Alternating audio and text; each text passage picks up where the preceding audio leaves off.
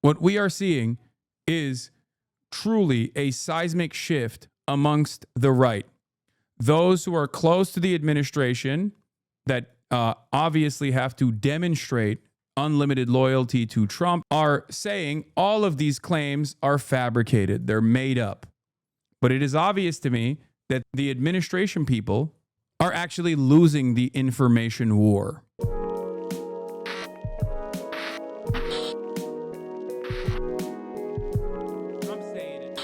In any case, let's get back to the situation at hand.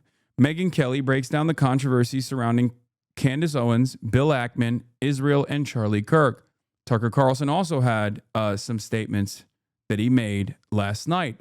A lot of people who are anti-Israel are coming out to say Charlie Kirk was also secretly moving in the direction of being anti-Israel. Okay? Now, I don't know the veracity of these claims. Do I believe that Charlie Kirk was annoyed by all of the pro-Israel advocates that were major donors to his organization? Absolutely. Do I believe that Charlie Kirk recognized that the landscape was shifting underneath his feet, especially as it pertains to Gen Z right-winger opinions on Israel, and he was trying to desperately manage that back and forth by highlighting anti-Israel Republicans such as Tucker Carlson or anti-Israel libertarians such as Dave Smith? Absolutely.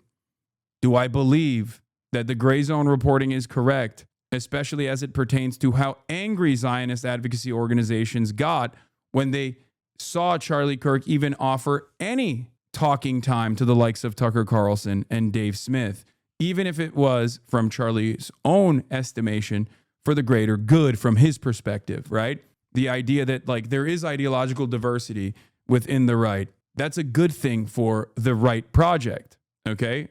For the right movement, for the conservative movement in this country. But he was very frustrated because he was a firm and committed supporter of Israel. That much is clear, okay? He was always a firm and committed supporter of Israel.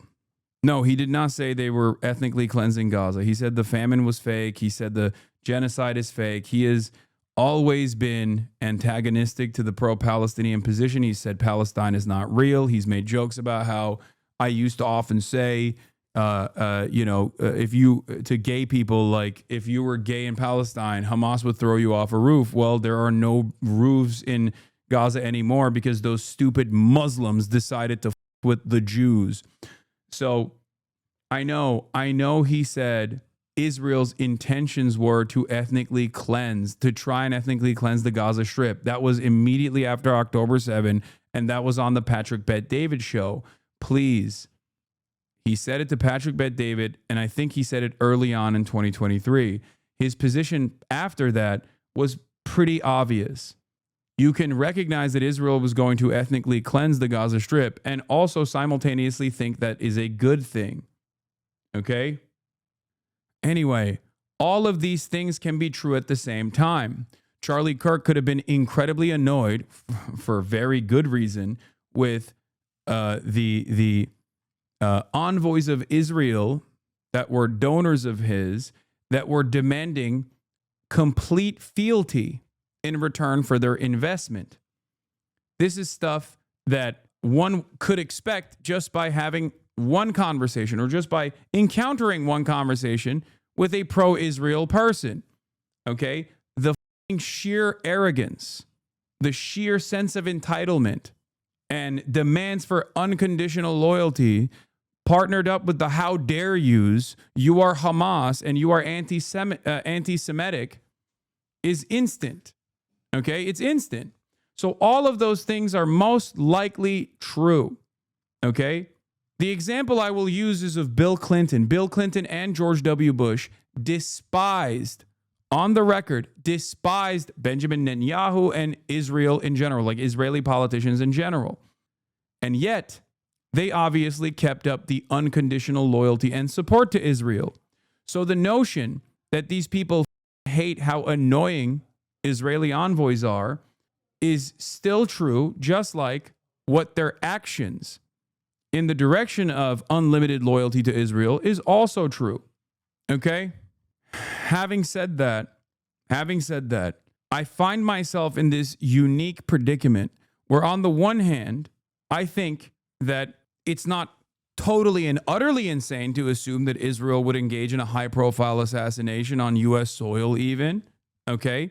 That much is true. Israel has done increasingly more ridiculous things. Okay? They have no care or consideration for international law, or they feel unstoppable, right? And they are desperate right now because they are a global pariah.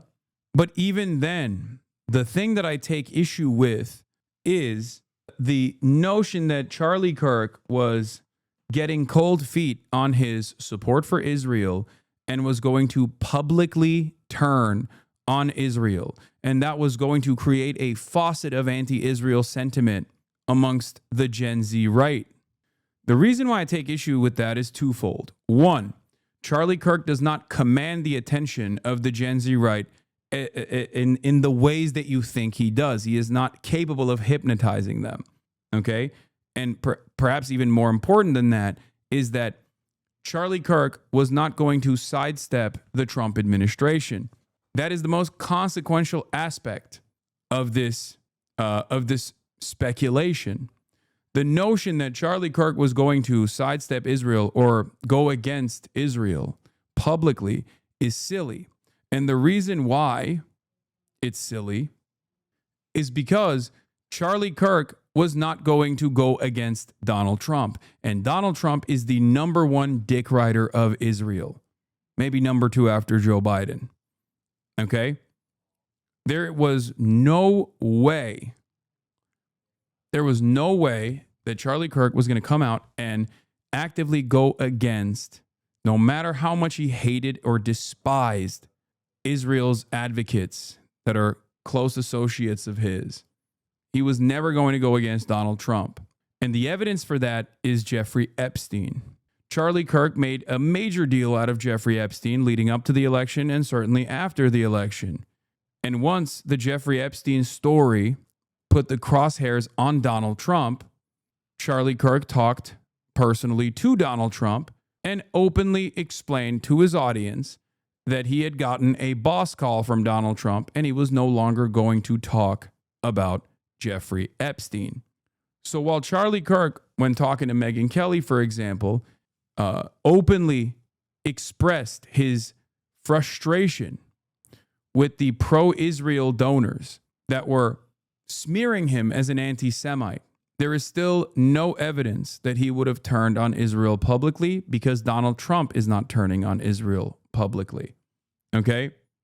So there is totally a world where Charlie Kirk was trying to keep the loyalty of the anti-Israel right in an effort not to lose all of that audience to the likes of Nick Fuentes, someone he avoided deliberately, right? And in an effort to do so, he brought Tucker Carlson and Dave Smith on to Turning Point USA Conference. He brought Marjorie Taylor Greene on, or said he wanted to bring Marjorie Taylor Greene on. And this caused major panic amongst pro-Israel advocates. All of this is real, okay? And it's not even hidden because there were articles written about the discontent that they felt with Charlie Kirk in the aftermath of allowing these conversations to take place. There were Jewish publications, there were Israeli publications that wrote about Charlie Kirk and how menacing it was and how dangerous this was. Laura Loomer is a great example of this as well. Laura Loomer, who famously, a couple days prior to Charlie Kirk's assassination, put out a tweet saying Charlie Kirk is betraying MAGA. Charlie Kirk is betraying the movement and betraying Donald Trump after Donald Trump gave him a platform. All of that came very publicly in the aftermath of Charlie Kirk even allowing Tucker Carlson to speak. Okay? Do you understand?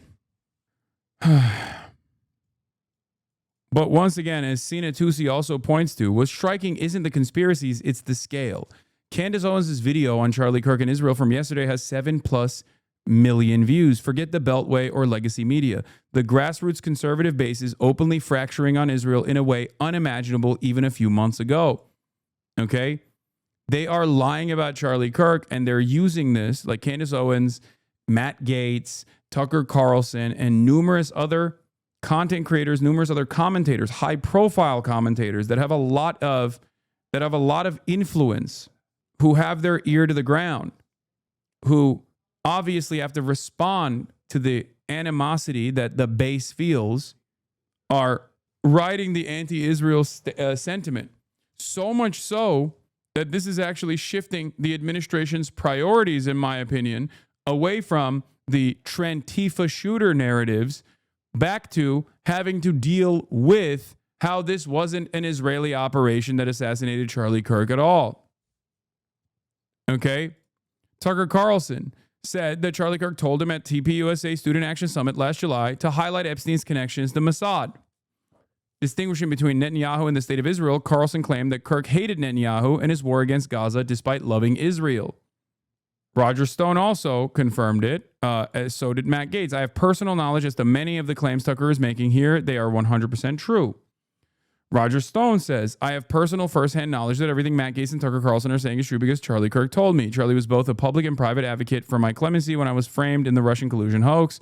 We became close, and he provided me with spiritual advice during a crucial time in my life. I believe the questions surrounding his death remain unsolved. Mike Cernovich says, after what Megyn Kelly said, now what? Going to call her mentally ill too? Say she's using a death for clout? Call her obsessed? Now what? Propaganda bots.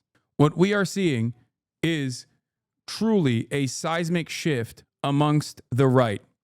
Those who are close to the administration that obviously have to demonstrate unlimited loyalty to Trump and therefore unlimited loyalty to Israel.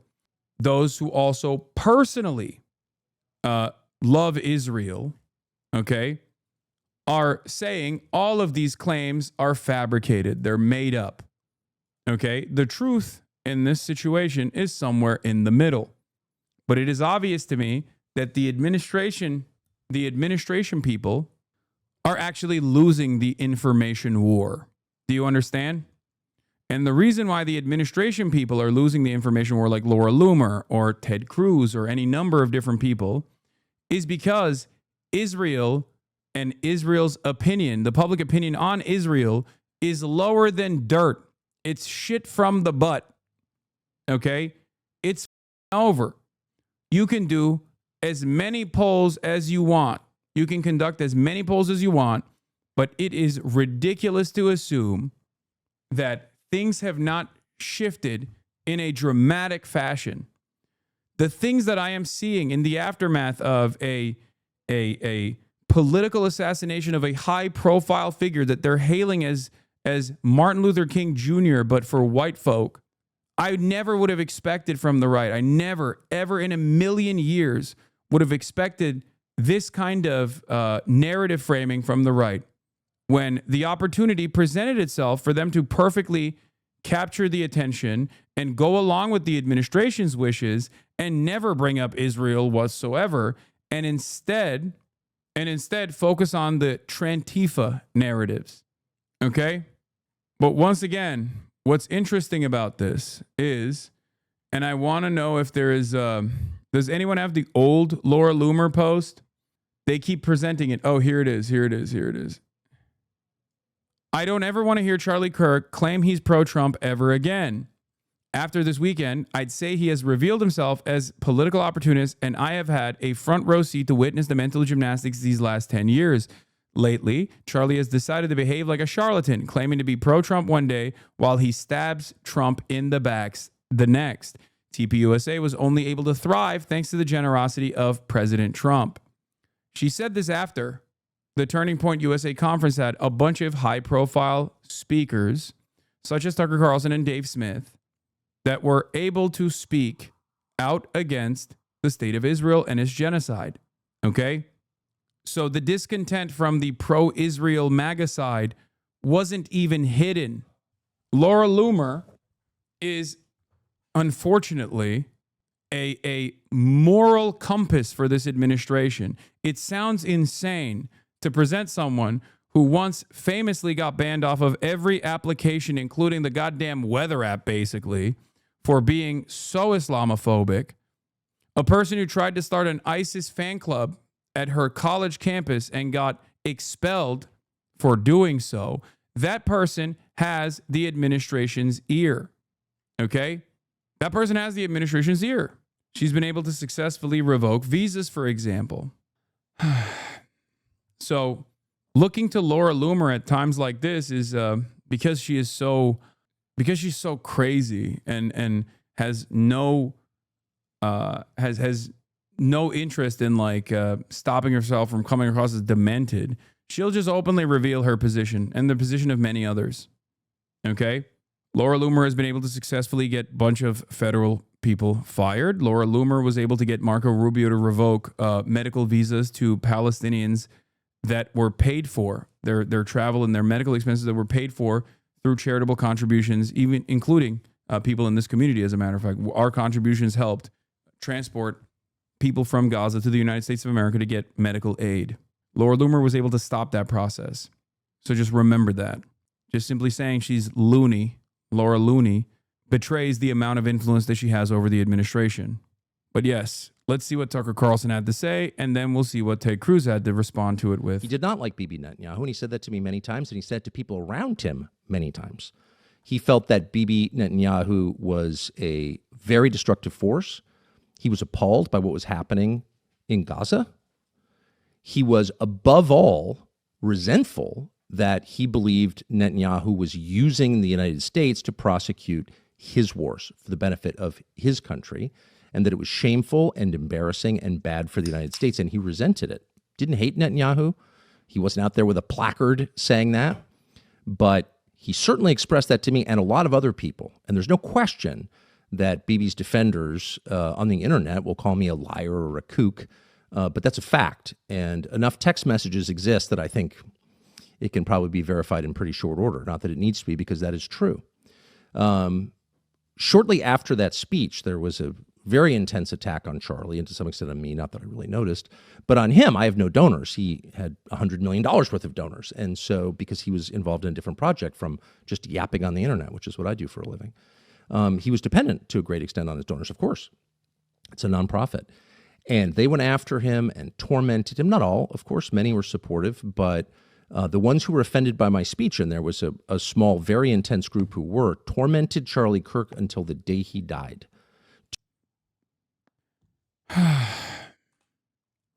Ted Cruz responded to this and said, "I'm getting really tired of Tucker and his cronies falsely claiming Charlie agreed with me that Israel's a terrible and the problem in America is all the damn Jews. I knew Charlie well, and indeed, the very last conversation we had was how deeply concerned he was about the rising toxic wave of anti-Semitism on the right."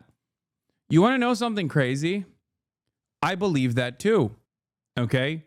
Because in many respects, and I think this is because I understand Charlie Kirk's position and the Turning Point USA's position on this, he was seeing himself as the connective tissue that would hold together all of the different right flanks, including anti-Israel right-wingers and pro-Israel right-wingers. So this actually corresponds to much older conversations that I had in private with Charlie Kirk, all the way from 2017. Not sure if he actually had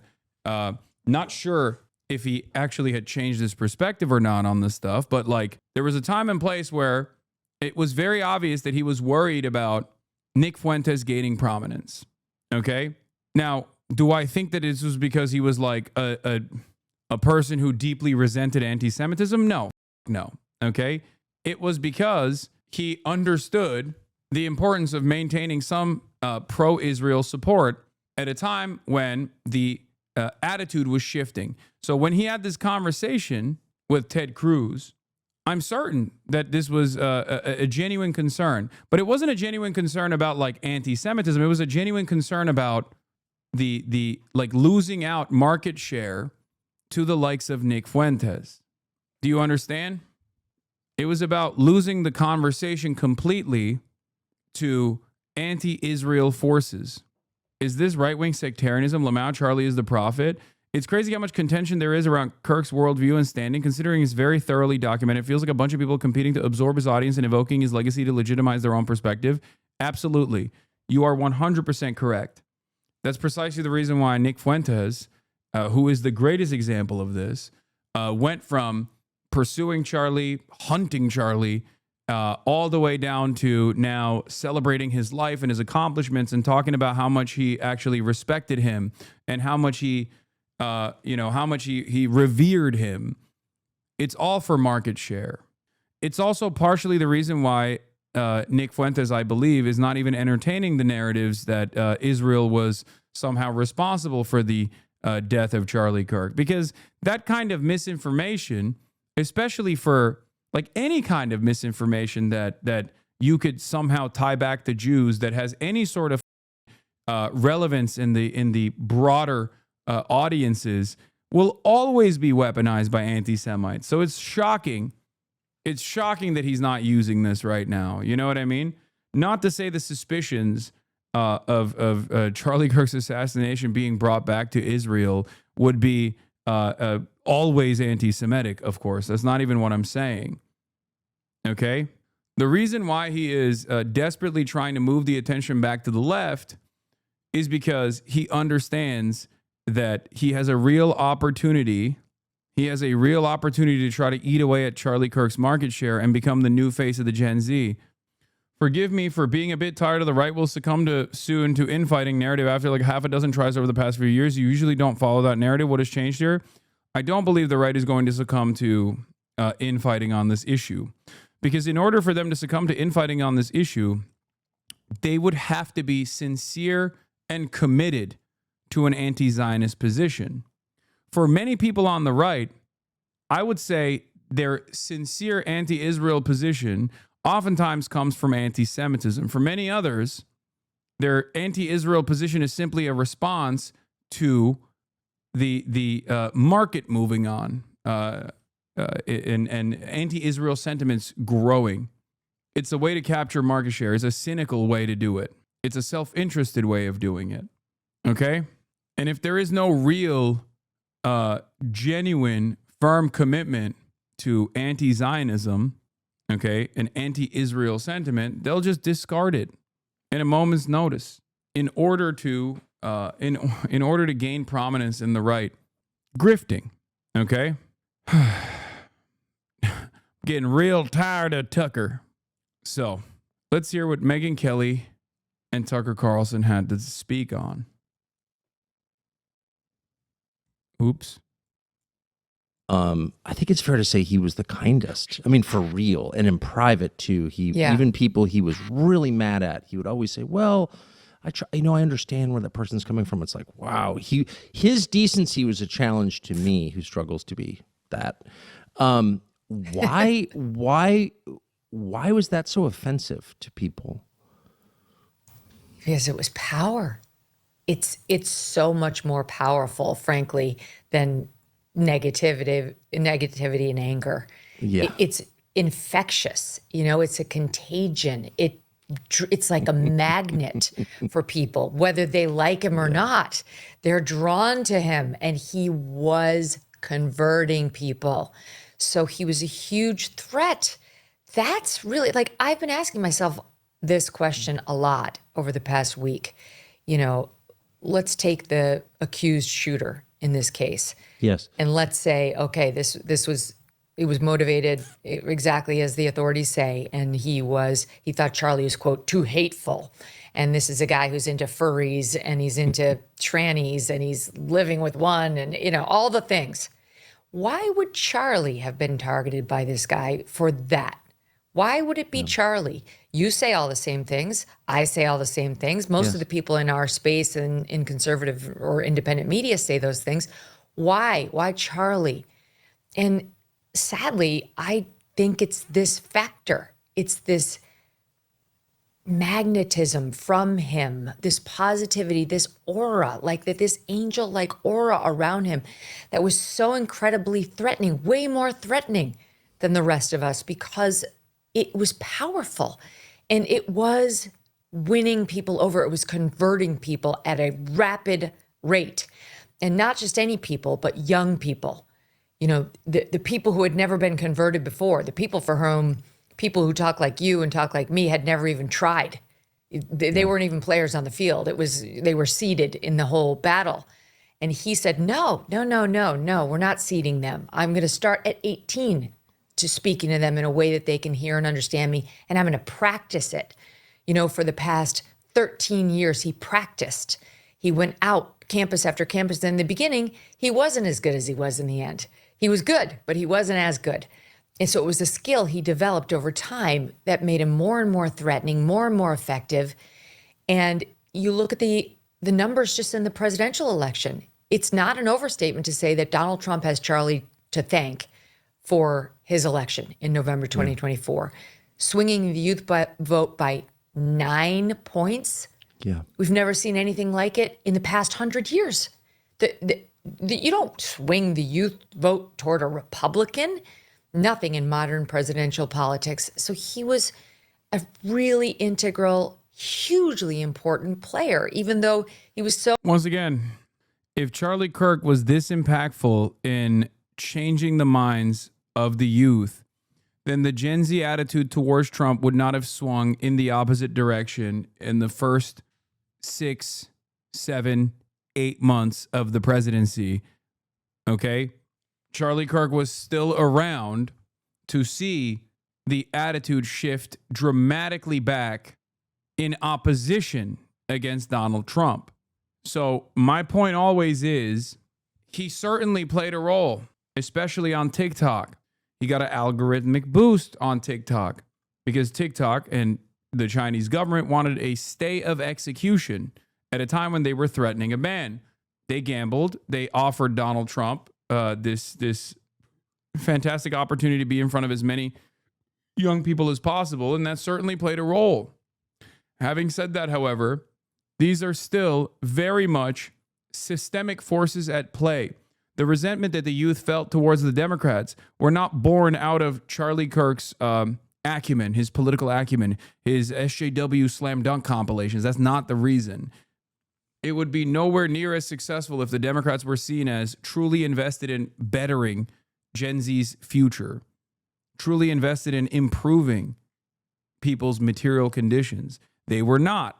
And Donald Trump was seen as an alternative to the people who were looking at these institutions and recognizing that these institutions don't help them. It's that simple. Understated and projected zero ego.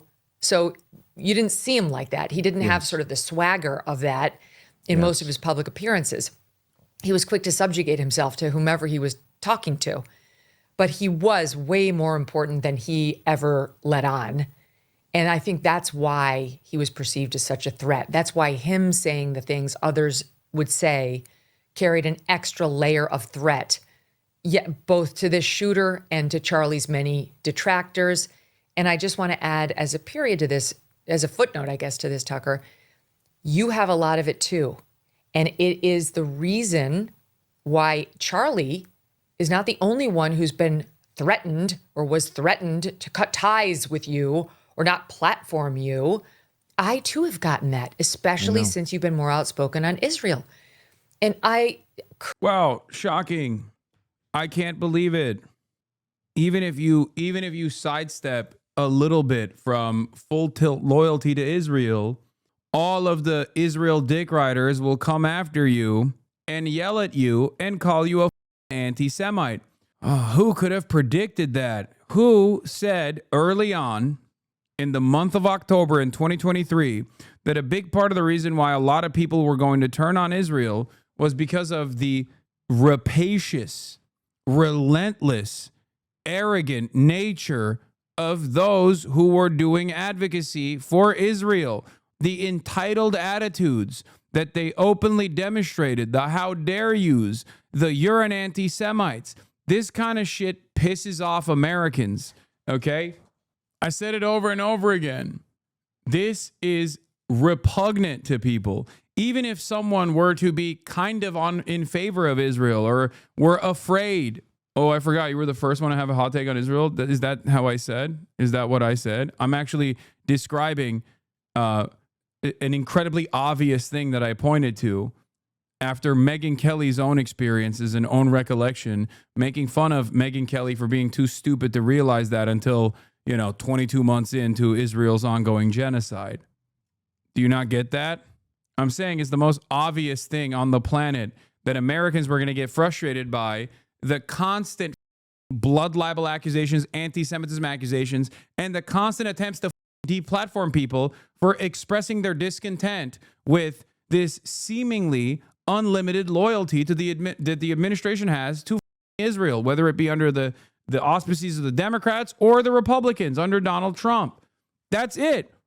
I said over and over again that the institutional control that Israel advocacy organizations that masquerade as Jewish advocacy organizations, the institutional control that they have over declaring people public enemies and demanding they get deplatformed was going to be annoying for people.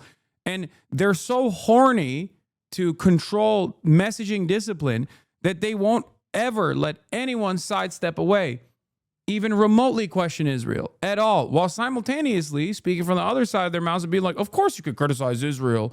Of course you could criticize Israel. But if you do, you're an anti-Semite. And also, who knows what we'll do to you. That's it. And this is not, this is bipartisan, okay? This is bipartisan. It's a total bipartisan situation. There is a real crisis with the ways in which a lot of Americans in powerful positions have identified Israel as an incredibly important asset to American State Department interests, okay? It's wrong, but it doesn't matter. And there are plenty of people who have been primed and socially conditioned into believing that as well, regardless of how liberal or progressive they may present themselves as. That much is also true. I think we here in this broadcast are fairly familiar with a figure that I was closely associated with, that I had a podcast with, who, once again, has never let go of an unlimited vengeance quest that he has been on to a degree where it just is so unsustainable, so insane, so unstable that he's like ruining his own career, ruining whatever goodwill that he had cultivated over an extended period of time on YouTube, throwing that all aside because I dared to tell him, hey man, you're coming across a little bit too much like you're pro-Israel here by likening Jewish Voice for Peace to capos, Nazi collaborators, calling them tokens, or crying about how fearful you are that someone is saying from the river to the sea, Palestine will be free. That was 2 years ago, okay? Some people are so primed and so unable to let go of this association that they've designed for themselves that they make it their life's mission to destroy anyone who has ever spoken out against Israel. It's ridiculous. It's completely ridiculous. Couldn't care less the amount of pressure they put on. I'm like, what are you talking about?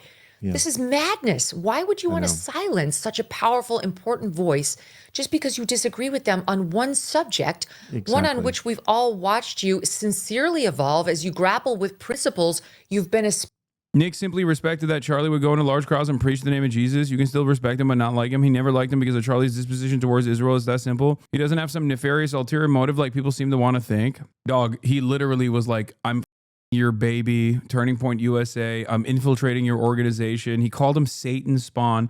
Just think for a brief moment. I'm obviously an ideological opponent to Charlie Kirk. I'm a leftist. I'm a socialist. I'm radical, right? Or at least that's the way that people want to present me as on the right. If I were to say a fraction of the things that Nick Fuentes has said about Charlie Kirk, how many of those compilations be circulating online right now? Fox News would be calling for the death penalty for me. They would be saying like Hasan killed Charlie Kirk. It's obvious. The f*** are you talking about? People can take what you say out of context too. Come on, dude. People do take what I say out of context all the time, and I'm sure that happens to Nick Fuentes as well. But like, let's be real. He's pretty open about his opinions on this shit. I mean, you're talking about a Holocaust denier who was directly asked, like, do you think Hitler is a bad guy? And he was like, oh, I'm neutral on Hitler. Like, what are we talking about? And also, he has spent very little time. I mean, he spent every waking moment he can to try to blame me for this anyway, when once again, once again, Charlie Kirk did not with Nick Fuentes, did not want to be around Nick Fuentes for a multitude of different reasons, right? I'm sure that part of that was because he was fearful that he would lose his audience to Nick Fuentes, okay? He would lose his audience to the anti-Semitic, anti-Israel right flank, for sure, okay? But the other reason why is because Nick Fuentes pursued him endlessly, stalked him endlessly. His fan base stalked him endlessly, okay? And harassed him endlessly. He didn't have this opinion over someone like myself. And yet Nick Fuentes is still turning around and saying, I'm responsible for his death. Why do you think he's doing that? Because he wants Charlie Kirk's audience. And he knows he has to venerate and show respect to Charlie after years and years of shitting on him. It doesn't matter. I don't know why he's coming at you. I'll say that. But if you listen to what he actually says, it makes sense. People just want to meme and compartmentalize instead of being open-minded. Fuentes, of all people, isn't even blaming Jews for Kirk. Oh, man, I'm so glad that the neo-Nazi has decided not to blame the Jews on this instance. I wonder why. Perhaps it's because he has a higher ambition of becoming a person of notoriety. Okay? Perhaps there is a higher ambition there for Nick, a career ambition there for Nick. That's it. And he's using the opportunity in the spotlight very well, if I do say so myself. Espousing for years, like America First, like what's happening to Christians, like what's best for us and our kids here. How do I keep them safe? That's my number one priority. And I've been just absolutely disgusted and recoiled from people who have tried to pressure me on it. It, of course, never happened. Yeah, ask Nick Fuentes fans why the ADL has put the beat on me since October 7 and not on him. ADL used to come after Nick Fuentes all the time. Why is it that when push came to shove and it actually became an issue of importance, America's unlimited loyalty to Israel was finally being called into question, the ADL notoriously dropped all of its coverage of Nick Fuentes and focused on me? Why is it that Jonathan Greenblatt goes on CNN every goddamn night and tackles someone such as myself? Nick Fuentes can turn around and say, oh, Hasan loves the Jews. Hasan loves the state of Israel, or whatever the fuck he wants to say. And there is truth to that. I have no issue with Jewish people. I'm not a anti-Semite, but that is a far graver threat, at least in the eyes of the ADL, to be someone who is not an anti-Semite, to be someone who actually combats anti-Semitism while simultaneously taking an anti-fascist position against the state of Israel and Zionism in general. Anti-Zionism, not anti-Semitism. Anti-Zionism is the real problem for the ADL. And that much is clear. But I know from speaking to Charlie, he felt it too. You've heard it from Charlie, that he felt, and there is a layer here of nefarious pressure to have certain narratives go only one way. Yes. That must be called out and must be fought. Well, I should have said in my open that when Charlie was denounced as anti-Semitic and, quote, dangerous by the American Jewish Committee, you were too. That was a press. I don't know if you've ever even seen it. The other thing that I always find so funny is like with the noticers, right? Like they remind me of the incels that think they're making this like brave position where they say like women want to hot dudes and they don't want to dudes that are not physically attractive. This is not a brave position, dumbass. Okay. And the same goes for people who are like, noticing. Wow, there's a lot of Jewish people in Hollywood. Wow, what a revelation, dude. It's the additional things that you add on to that is the problem here, okay?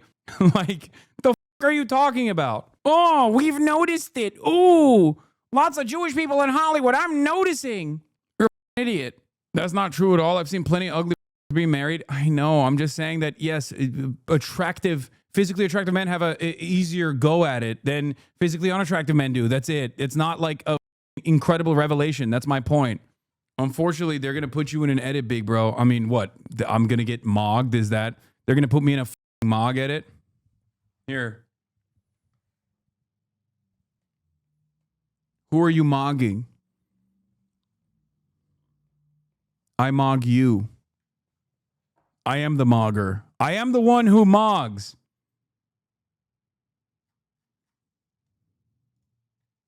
And I just remember when I read that at the time thinking, okay, these are like two of the most pro-Israel, basically pro-Israel people like on the internet. I don't understand. So maybe we should have this offline, but let's just have it now. I don't get that. Why would you attack? There are definitely people who hate Israel who are not anti-Semites, or people who hate Israel who are anti-Semites. There's a whole range. And then there are like people who have like, religious reasons for wanting to blow up Israel. Those are all threats. Why would they be attacking you and Charlie? And honestly, I feel like me. I mean, what is that? Why attack people who are pretty reasonable, who don't want to get into a fight on the topic, who just want to like have their country thrive? Why denounce them as dangerous anti-Semites? What is that? And let me just underscore for your audience what I had said. I mean, the sum total of what I had said when they started coming for me, just to show the absurdity of this. I had said on Piers Morgan that Israel was losing the PR war, that they had lost the Democrats and the independents, and were starting to lose the Republican Party in America, and it was time to wrap it up, which was a quote from Donald Trump, who had said it. Yep. And it's true, because it's the truth. Now, of course, Donald Trump can say that and still dick ride Israel into oblivion, doing throat goat gymnastics on Israel's penis, as he has been, and he will continue to do so. Okay? That's it. And what I don't understand is how these morons on the right cannot figure that part out, How can you be like, I hate Israel, is the worst country. Oh my God, they're doing a genocide. I'm so mad. Or even if you hate Israel for Jewish reasons, right? Because like it's a Jewish nation state, them, whatever. No matter which way it is, no matter how much you are frustrated with Israel, what I don't understand is how the fuck are you not mad at Trump?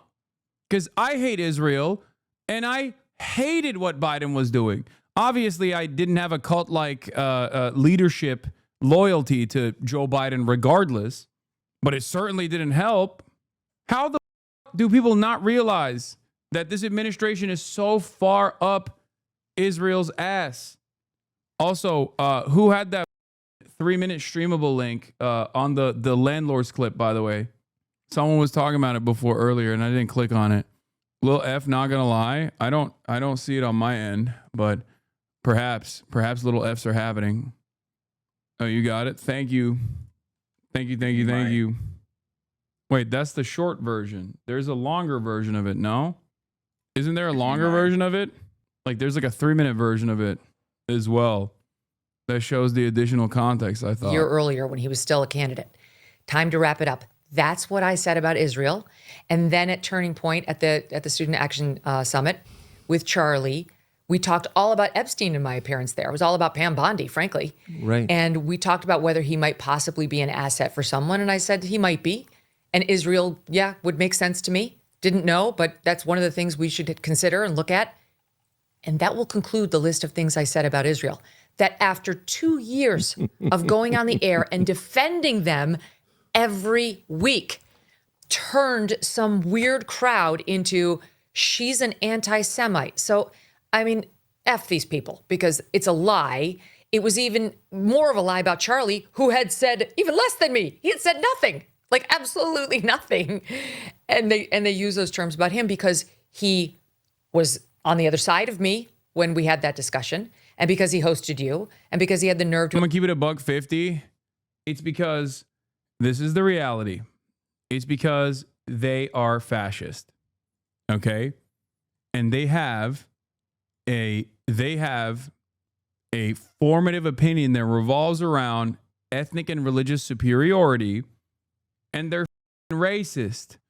It's very difficult to comprehend this when you look at it with an American lens, because Jewish history is exactly the opposite of that kind of sentiment.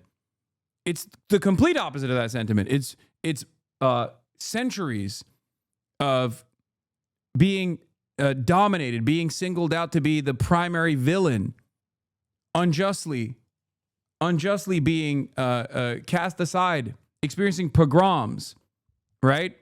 But Zionism is a fascist ideology that revolves around ethno-religious supremacy, okay? And therefore, Zionists will carry that level of arrogance to their conversations with those in the out group, okay? It's that simple. Thank you. I got the link from Merv XA. This is another part of the reason why I get so annoyed with fascists, that fascists both on the pro-Israel side, the Zionist side, and fascists on the anti-Israel, neo-Nazi, anti-Semitic side. Okay? Because it's just untrue that Judaism as a religion has been propped up as with values of ethno-religious supremacy. No group is a monolithic force in general. It is stupid. What? Amala Ekpanobi just posted a video about you? What the I don't care who that is. Why? Why are you especially pairing me up with Destiny? Jesus Christ. Why do you guys have to consistently send me random ass people online that are farming your attention? Please stop. Invite Dave Smith in a debate because he allowed one side to be represented, and he had the Israel side fully represented too. So this was just such an unfair accusation, and I don't know why these very ardent advocates don't accept friendship when you offer it, when you've proven that you are genuinely a friend.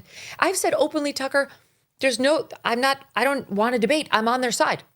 There's no reason to put somebody on this show so they can convince me that Israel's right. I'm on their side. I agree with that. But in response to those comments, and then ultimately having Marjorie Taylor Greene on, where we criticized AIPAC. I mean, who defends a lobbyist group? They treated me like I was Mehdi Hassan. Not everybody, but like the loudest Israel defenders. And to turn around and call Charlie Kirk an anti-Semite is such a disgusting smear. And you're right, he's young. He was young and wasn't used to being attacked like that by people who supported him and people whose donations are actually really important to the ongoing existence of his organization. And it took a lot for him to say no to them. And it took a lot for him to be honest about the fact that his opinions had evolved. And let's face it, Charlie was like an unofficial spokesperson for the youth of America, in particular conservative youth. And I don't know if people have checked, but they no longer support Israel. And everybody under 30 is against Israel. Charlie was 31. And so as a friend, he's saying to them, as same way I, as a friend, am saying, I am telling you, you've lost Dems, independents, and you're starting to lose Republicans. Like, in some ways, I feel like cynical grifters and charlatans aside, in some ways, I do feel as though these people are also trying to save the Republican Party to a certain degree, where they also recognize that this is untenable. The unlimited support to Israel is untenable. They're obviously saved by the fact that the Democrats are completely unable Democrats' complete inability to capture the attention of broader audiences by presenting themselves, even on a partisan basis, as anti-Israel advocates. So when both parties are pro-Israel unconditionally, it doesn't really make too much difference. It just creates more discontent in the base for both parties. But Megyn Kelly is like very clearly trying to, just like Tucker Carlson, just like all these people, is very clearly trying to continue capturing the attention of younger audiences in an effort to not lose complete control over their influence networks. Because for many people, I mean, here it is. This is Gumby also posting this. Kirk's target audience was college-age kids as well as slightly older Gen Z, for whom Israel is overwhelmingly unpopular. I'm sure these numbers are slightly higher for conservatives, but he would have been insane not to have put some distance between himself and Israel. And I obviously agree with this Matthew Petty take as well. I could honestly see a scenario where Charlie Kirk was signaling to anti-Israel conservatives that there was some room for them as loyal opposition. This freaked out the pro-Israel backers who demand 100% alignment, and that created the appearance of a split. Color me a lot more skeptical that Kirk was disgusted by Netanyahu and also secretly converting to the Catholic Church. So do you think that that's why they killed him? No. You know what's really funny about this is that there is a version of this within liberal Zionism and ultra Zionism, right? Liberal Zionists are trying to take control over the narrative so they can actually salvage the reputation of Israel in the Western world, whereas most of Israeli society has completely dropped that, and they're just like, F you, what are you talking about? You're a pussy. You're a Hamas lover. You're a Palestinian lover. You're an Arab lover. Get the F out of here. It's my way or the highway. Anyway, this is precisely what I said in the immediate aftermath of the discourse moving in that direction. What happens what's going on here with Candace, Bibi Netanyahu, and Bill Ackman, because it kind of leads up to something that happened between Charlie and me on this show about a month ago, August 6th. Okay, and the audience experienced this with me, so I'm just going to set up what's happening so everybody understands. Bibi Netanyahu went on Fox News on September 11th, the day after Charlie was shot, and commented on the loss of the man he said was his friend. And here's that in SOT 1 in part. Was an extraordinary friend. He said, he wrote me a letter on May 2nd this year. He said, one of my greatest joys as a Christian is advocating for Israel and forming alliances to defend Judeo-Christian civilization. Like, I'm gonna keep it a buck 50. This attitude is also inviting a lot more suspicion. Like, these, just like everybody else, immediately turned around and made Charlie Kirk's assassination all about whatever their pet project was. Obviously, for Bibi, his pet project is genocide and the continued support of the American government, even if the entirety of the American population is anti-Israel, right? But like, when he came out and like made multiple statements and really highlighted how much Charlie Kirk was a friend to Israel, it obviously invited even more suspicion because people hate Benjamin Netanyahu and people hate Israel too. So then they were like, that's weird. It's a weird thing that you're doing right now. Why are you doing that? Don't you have a genocide that you're busy with right now? What the is this? A few weeks before the tragedy yesterday, I called him and I spoke to him and I said, please come to Israel. I invited him to Israel. And sadly, that visit will not take place. But he was a defender of our common Judeo-Christian civilization. He was unbelievably excited to walk in the footsteps of Jesus here. He valued our bond, the bond between America and Israel. Okay, so Candace, who's been critical of Israel in this conflict, did not appreciate. Charlie, have any opinions on Christian being spat on? Come on, big dog. You already know how it is, okay? We know. Remember that convo that took place? Remember that convo that took place between, Officer Tatum or whatever and Benjamin Netanyahu, where the guy was like, yeah, I mean, there was only one spitting incident, so I'd say it was pretty good. People think it's overblown, this notion that like Israeli society broadly hates or disrespects Christianity and Christians. Like, there was only one spit today, big man. And by the way, Candace is still on this shit with 227,000 people watching, which leads me to believe that perhaps she's farming it a little bit. Okay, I'm gonna keep it a buck 50 because I feel like if this was a big investigation, she would be leaking the text messages. Dangerous. Charlie Kirk, an anti-Semite. He was not an anti-Semite. He was the opposite, and he was not dangerous. Yeah, the major irony here is that a lot of these conspiracies would have been put to bed if I were able to talk to Charlie Kirk and debate him on the issue of Israel, specifically from the perspective of the Gen Z, which is why I'm so mad about this narrative that's like exploded about Charlie Kirk turning on Israel any day now.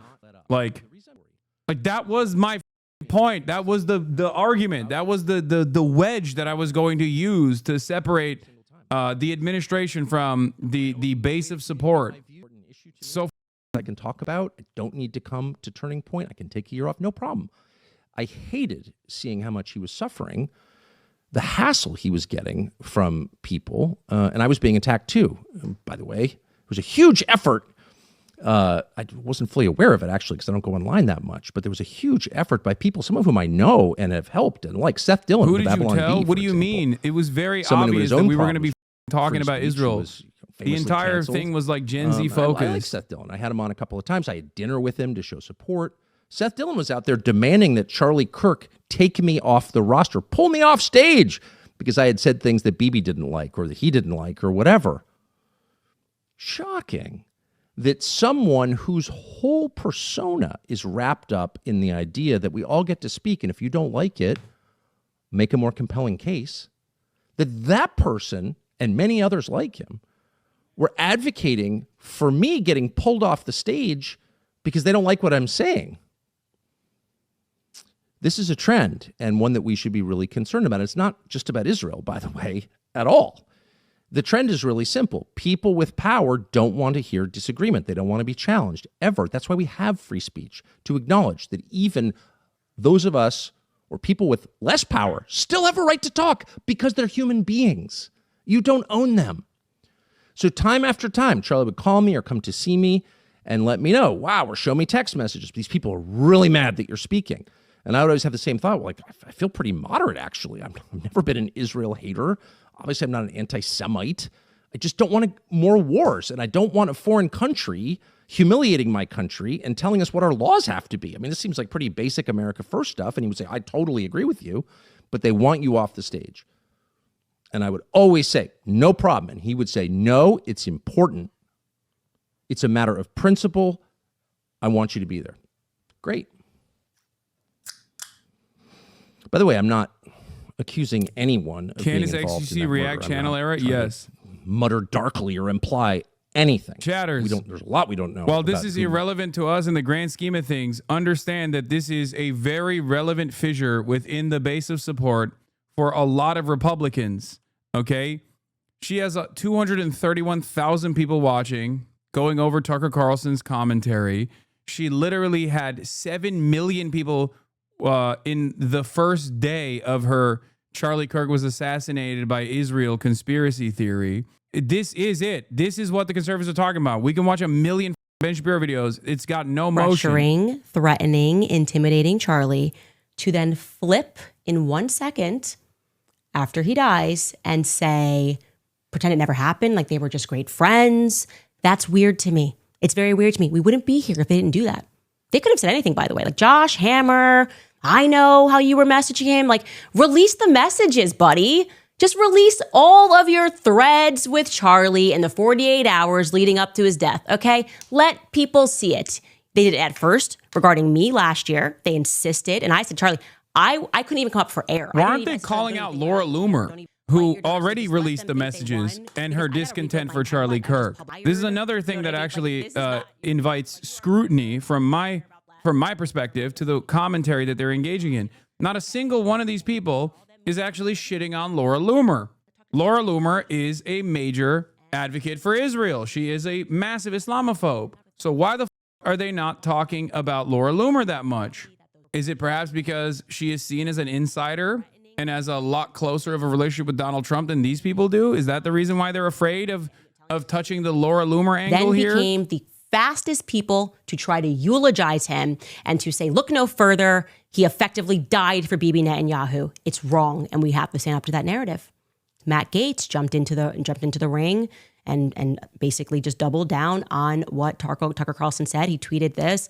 I have personal knowledge. Now as you're to grasping at straws many here. of Nah, the man. Tucker's If I was in Candace Owens' shoes, okay, I would 100% tackle the narrative from the perspective of Laura Loomer. And the reason why I would call her out a lot more, instead of like going after Bill A. Packman, I'll go after Laura Loomer a lot more. Why? Because she's crazy and she is willing to just openly say shit. Okay, she has no self-restraint whatsoever.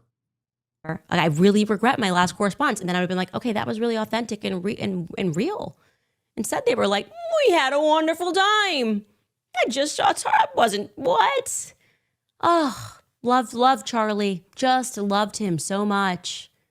Something is weird about that. Spiritually, it's evil. That's what it is. It's evil.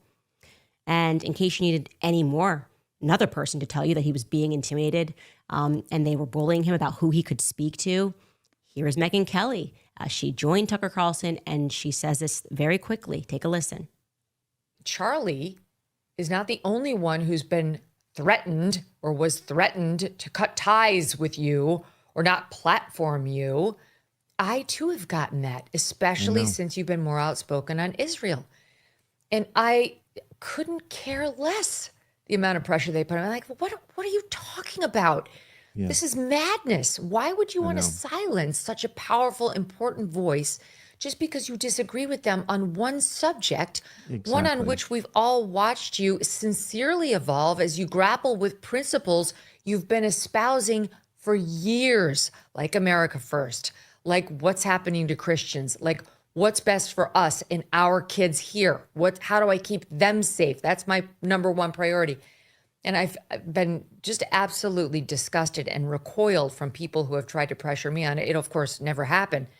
But I know from speaking to Charlie, he felt it too. You've heard it from Charlie that he felt, and there is a layer here of nefarious pressure to have certain narratives go only one way. Yes. That must be called out and must be fought. Love that. Like, Megan, that was amazing. Thank you. I think all of us right now are just feeling we have to speak. Okay. So if you know something about what was going on, if you have something, send it all to me because I'm organizing. Okay. I'm getting a lot of tips. By the way, many of you guys spoke about the individual who very quickly, I think 4 minutes after Charlie was shot, went and took the camera down and moved his chair and stood up and took the camera down literally 4 or 5 minutes after he was shot. I want to let you know I was able to figure out who that person was because I recognized one of the individuals, and I reached out to that individual and I said, you know, I've known you for a long time and I would like to see the footage. I would like to see the footage, and I think the world would trust me. If there's nothing weird that happened on that day, and there's about 4 or 5 cameras on that day, I'm not going to publish the footage, but I want to see it with my own 2 eyes so I can stand on this platform, so I can sit here on this platform and I can say to the world, no funny business happened. Truly, we can all go home. It was Tyler Robinson, and he acted alone, and there was nobody else there. And this kid just, I guess, after having a life where he didn't bother anybody, just woke up one day and chose violence and then decided to explain every layer of what he had done that day via text messages. I want to be able to look people in the eye honestly and say that. So I want to see all of his footage. So I am working to get to the bottom of it. Okay. I know there's a lot of conspiracy theories floating in about the security guard and people thinking he was making gestures. I know that security person. He's a good guy. It would shock me. I usually get a vibe about somebody. Not that guy. Not the guy that they say he's like rolling up. He tends to do that, roll up his sleeves. I don't buy that one. Okay. I don't buy that one. And, but here's the thing. That's my gut. My gut has led me in the right way. And I want you guys to know that once I look at all the footage from every angle, if I'm putting in this formal request and they said they would speak to the lawyers, I think the world will trust me to say there was no funny business and this is exactly what happened. So I've put in that request and I want you guys to know that. And I mean business. I'm getting to the bottom of this. And lastly, I want to say to this like new flex operation mocking pastor, regarding which, by the way, the first time they went after Tucker Carlson and Candace Owens, a source told me, and I would love to get this confirmed, I'm going to find this out, that $150 million A woman's was spent on intuition is that, special. I and it trust came from her. Bibi Netanyahu. I would like to figure out if that's true. But anyways, obviously investigating this, and I'm not going to let it go, okay? You're not going to emotionally use some jujitsu, and I'm referring here to Roy or Rob McCoy, who says, I'm Charlie's pastor, and here's the truth, or whatever it is, to look the other way right now, okay? You're not going to tell me that I have to feel too bad to investigate who shot my friend in front of my face. So stop the nonsense. This is what Charlie's pastor passed around to all of the people that were intimidating Charlie leading up to his death. I'm not Mr. I'm noticing dog whistles here type person, but low key, like she hit the hard Jew on that jujitsu. Lies. No, he didn't find his voice saying anything about Bibi Netanyahu. Candace investigating things? Yeah, that's got to stop. Here's what he wrote. Okay, what's his name? Rob McCoy. He wrote, Charlie Kirk was my friend and I was his pastor. I want to simply say this regarding Candace Owens. Charlie Kirk was a friend to Candace and never publicly spoke poorly of her, though he disagreed with her. He never operated nor entertained gossip or innuendo concerning Candace. My only comment I offer regarding Candace is this. I only wish at this tragic time of mourning, she would be the friend to Charlie Kirk that he was to her. He would never have treated Candace or her family in such a way had, God forbid, this tragedy been hers. A friend loves at all times, and he drops a biblical proverb. Now, let me say this, okay? I hope that Charlie would have been the sort of friend that I'm being. Okay, he would have never. Why? Why wouldn't Charlie Kirk have investigated if I had been killed and we were being so obviously lied to? I think you're wrong. I think you're wrong. I think Charlie was a real friend and he would not have dropped it. He would not have let it go. Least of all, because he was being emotionally manipulated by a guy who curiously kept his mouth shut when Bibi lied. You knew, if you were really his close friend and pastor, how he was feeling about Bibi Netanyahu. You knew, if you're his close friend and pastor, exactly the names of everybody who was intimidating him and how poorly they are misrepresenting the things that he believed. So why don't you focus on being more honest as a pastor and giving as much information as you can possibly provide so that we can continue this investigation? If you can't do this, I'm going to have to ask for your silence. Okay? Be quiet. I mean that. Nobody is going to stop me from investigating what happened to Charlie Kirk, because it feels to me, okay, that this is a conspiracy, a federal level conspiracy, which means that there's going to be somebody else, so maybe somebody close to Charlie that could be involved in this, right? And when I am satisfied that there is no conspiracy, I will communicate that. But at the moment, no, I am feeling the exact opposite. I don't trust anybody. There's a lot more information that I wish I could share, but I'm going to tell you guys, it's going to get uglier. And these absolute demons are trying to justify saying you shouldn't investigate until the funeral, until the state funeral, until, as I have heard, people are trying to buy their way. Okay. I've given this much money. I want to say some remarks about Charlie Kirk. Okay. Stop. Okay. Just stop.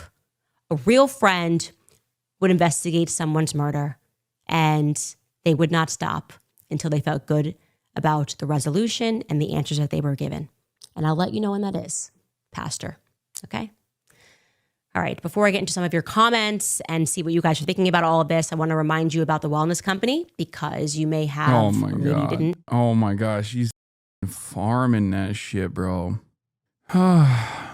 This seems too good to be true, but I think Israel will be more because of this. Yes, bro. Yes. I've said this already. Lying is OP. That's number one. Lying is OP. Okay. Number two, conservatives especially, but liberals too, but certainly conservatives are way more malleable to misinformation and false narratives and like grand conspiracies than critical thinking. And that is precisely the reason why this is the possible worst thing.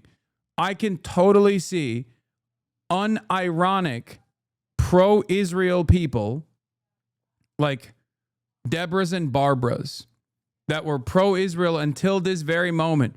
People who tune into the Candace Owens broadcast and go, oh my God, I cannot believe that Israel did this 100%. I love Charlie Kirk and Israel killed my Charlie.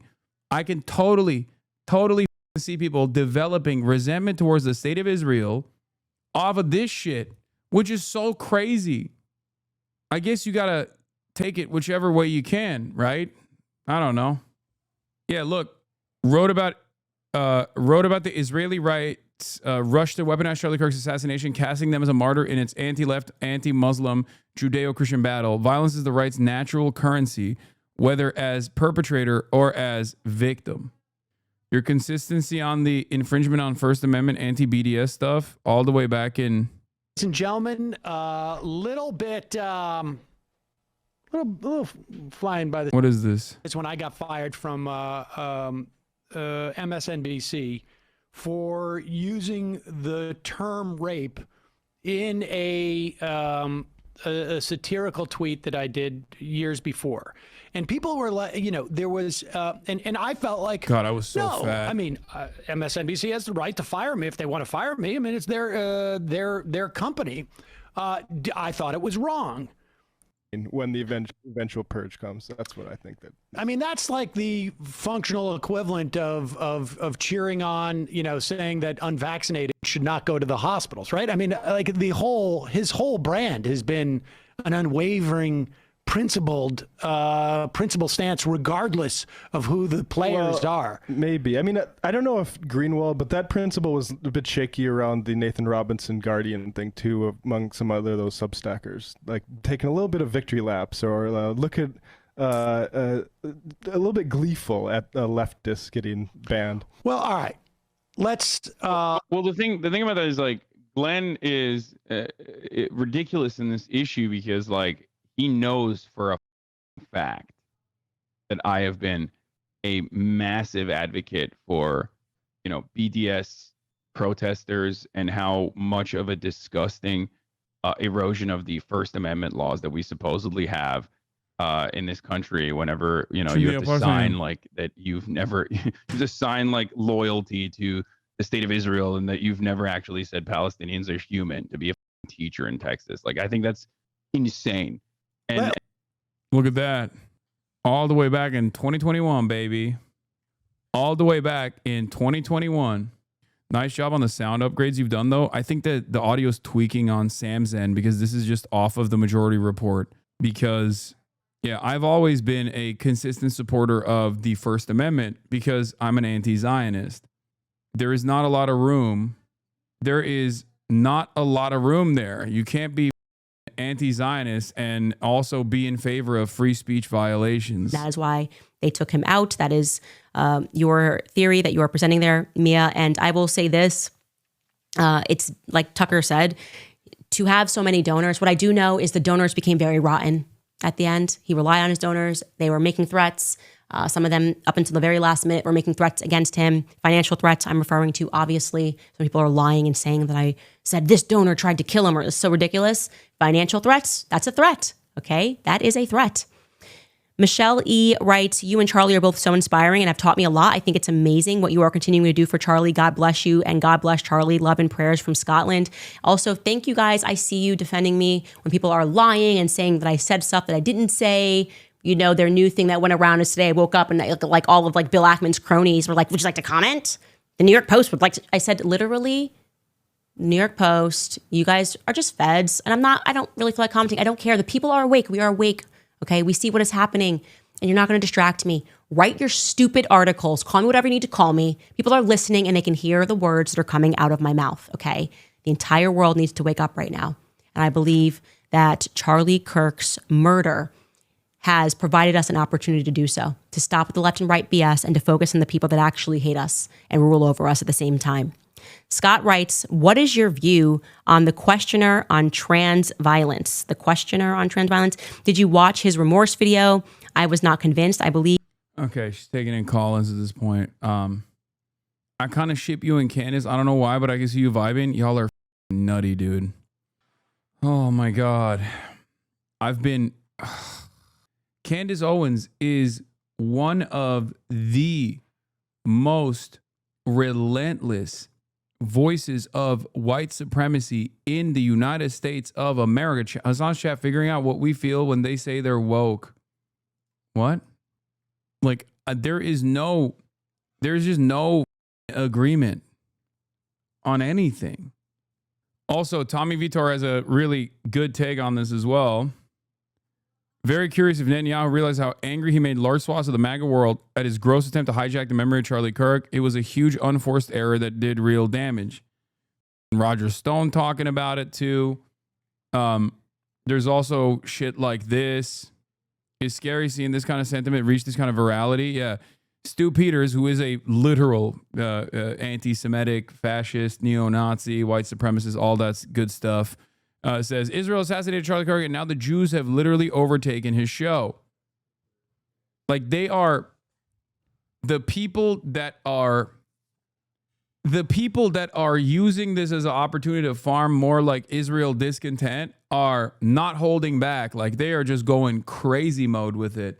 And the reality of the matter is a lot of the people that are pro-Israel pro-Israel on the right, have over the course of the last year or two have lost all of their motion.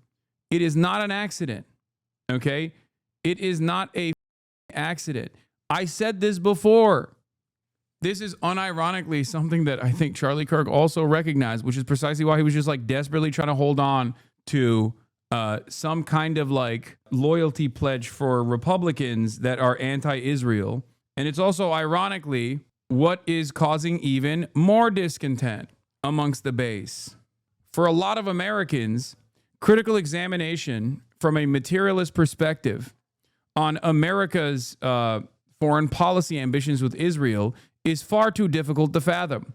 You know what's much easier? Saying it's the Jews, okay?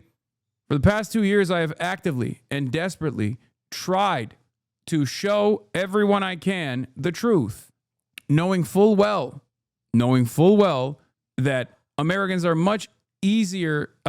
Americans can go along and get on board with a conspiracy about all of this happening because of Jews. Jews are a monolithic force, and all of this is happening because Jews have hypnotized America or whatever. Little old American politicians getting duped by Jewish hypnosis, and that's the reason, or Jewish blackmail, and that's the reason, this or that.